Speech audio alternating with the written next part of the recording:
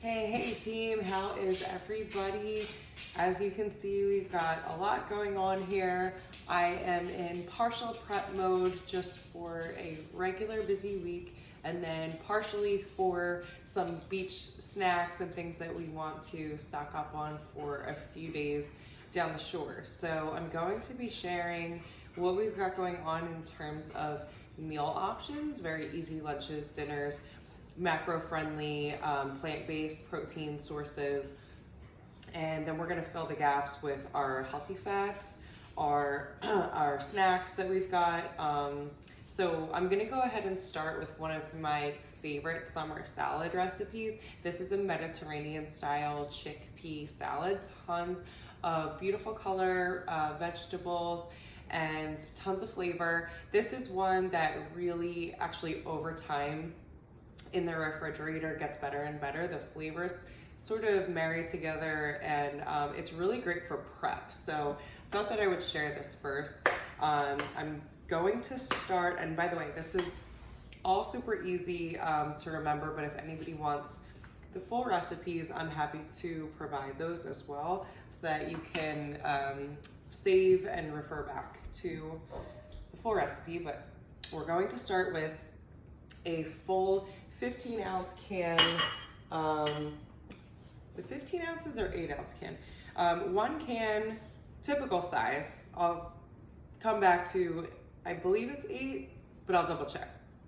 Anyway, so we've got our chickpeas drained. These are organic. And then I'm going to come in with my half a red onion, which I've already pre-sliced. I recruited my husband to help me with the slicing, which it takes the majority of the time, honestly.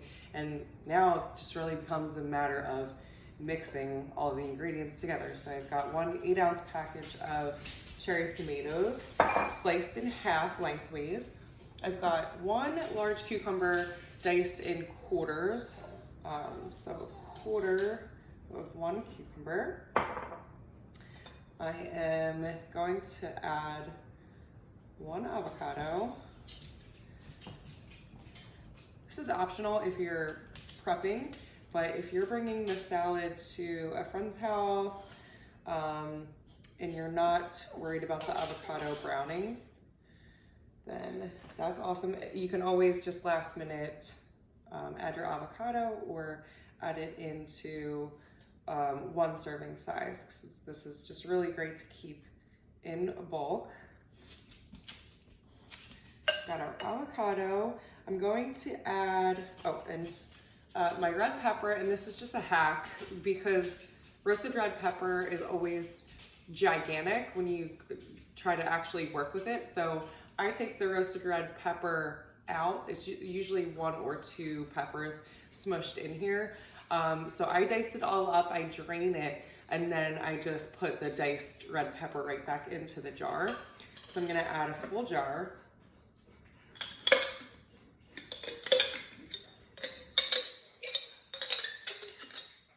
And then we are going to add about 2 tablespoons of olive oil. Just completely eyeballing that. I'm going to add half of 1 lemon. By far my favorite kitchen gadget right here. Doesn't even, there's no comparison. That is my absolute favorite thing. Register for it if you haven't, if you're getting married. We've got 1 6-ounce thing of feta. No cutting involved. Okay, and then I'm gonna add about 2 tablespoons of chopped fresh parsley from my next door neighbor's garden, and about a tablespoon of fresh mint. I'll add a generous amount of pepper. We don't even need to add salt because we have our feta. And that's going to be perfect, and we'll just give it all a good mix.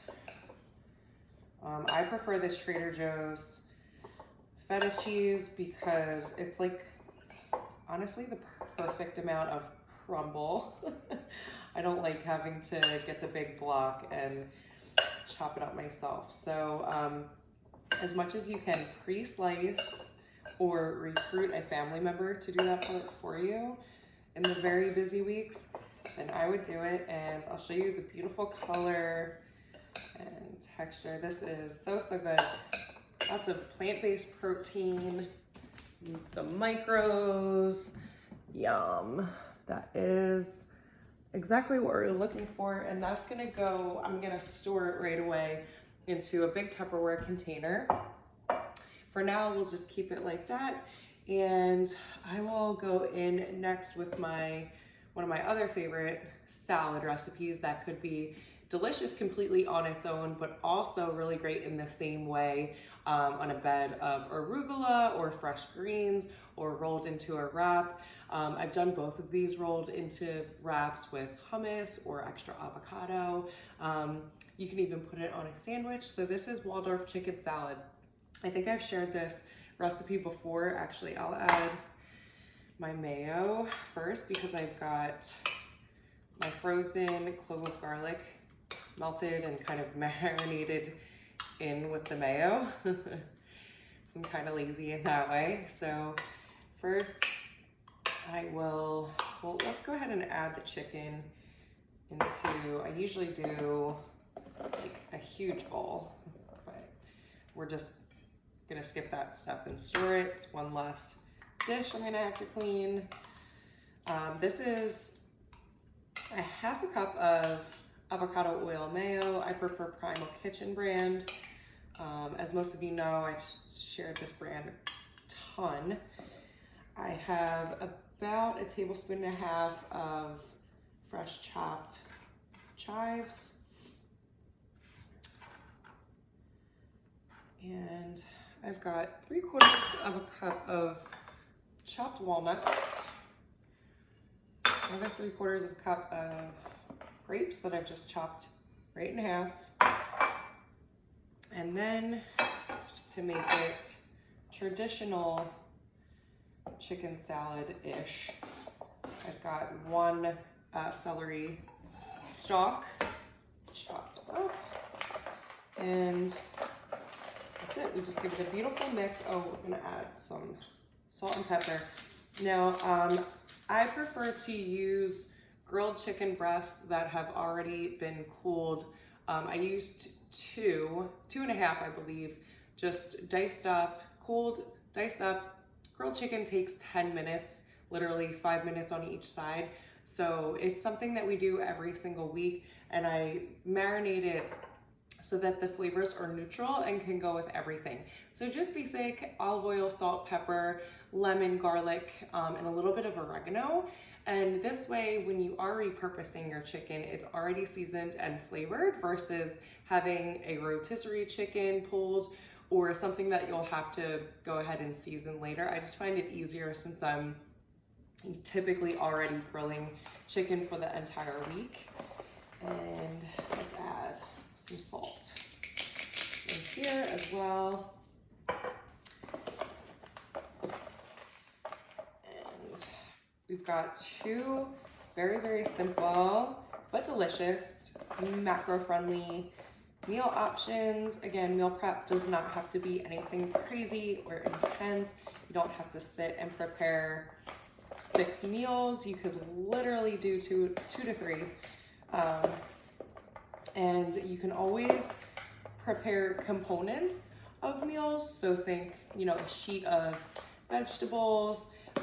You can roast some sweet potato or prepare some complex carbs and some additional protein so that you can throw all of the components together separately into different meals so that you're not getting bored, but you're also hitting your macro targets, which obviously we know macros are the only nutrients that provide us energy. Our micros are important, but we can't just be sitting around eating fruits and vegetables. We need all of the other stuff. So here is the color, consistency, texture you're looking for. Waldorf chicken salad never gets old in my opinion.